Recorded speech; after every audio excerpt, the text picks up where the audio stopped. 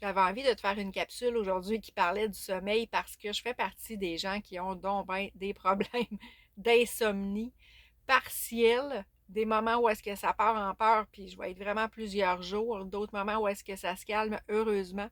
Mais si je peux aller te chercher des outils que pour moi, ils me sont efficaces, que je peux te les partager et que ça peut t'aider, c'est sûr que ça va me faire plaisir parce que tellement de personnes ont des problèmes d'insomnie aussi.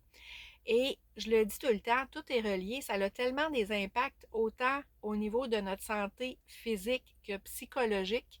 Si on regarde justement au niveau mental, le lendemain d'une nuit blanche ou d'insomnie, on s'entend que la motivation de faire notre journée, elle va vraiment être difficile. La concentration n'est pas là. Perte de mémoire même occasionnelle. On est-tu assez impatient? Imagine, après ça, tu embarques dans l'auto, tu t'en vas au travail avec tous ces manques-là de concentration puis tout le kit, ça peut même causer des accidents. Au niveau physique, encore là, c'est même relié que les gens ont des problèmes de perte de poids à cause des périodes d'insomnie.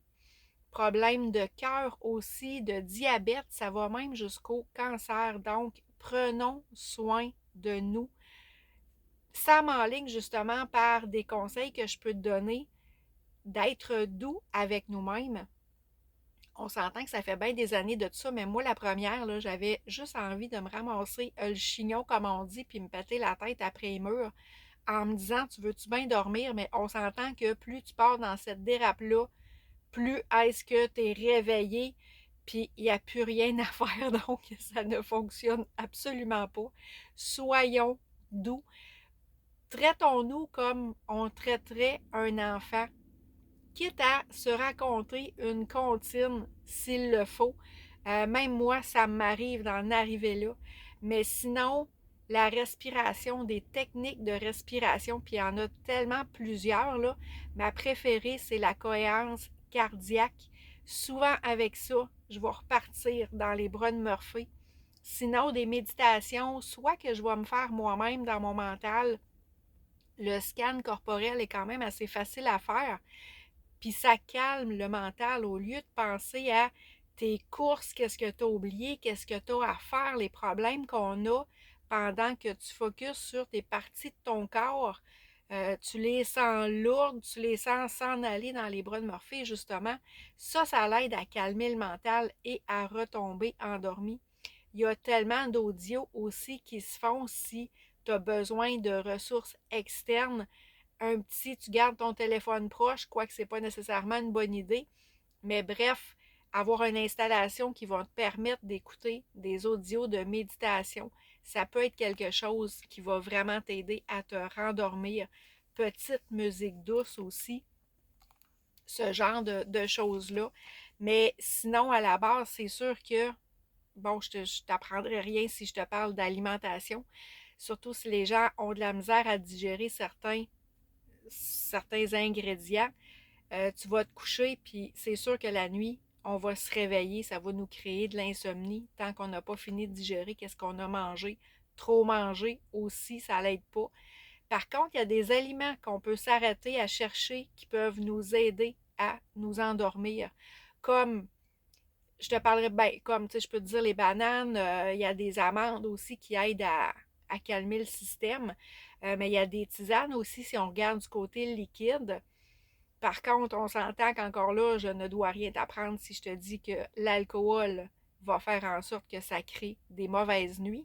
On peut quand même dormir, mais notre nuit ne sera jamais aussi apaisante. Café, on l'entend souvent aussi. Euh, les petites siestes qu'on peut faire l'après-midi, il y a des gens qui ne sont pas capables de faire une sieste. S'ils font une sieste, ils vont forcément faire de l'insomnie. Ou si la sieste est trop longue, encore là, ça peut être quelque chose à s'arrêter.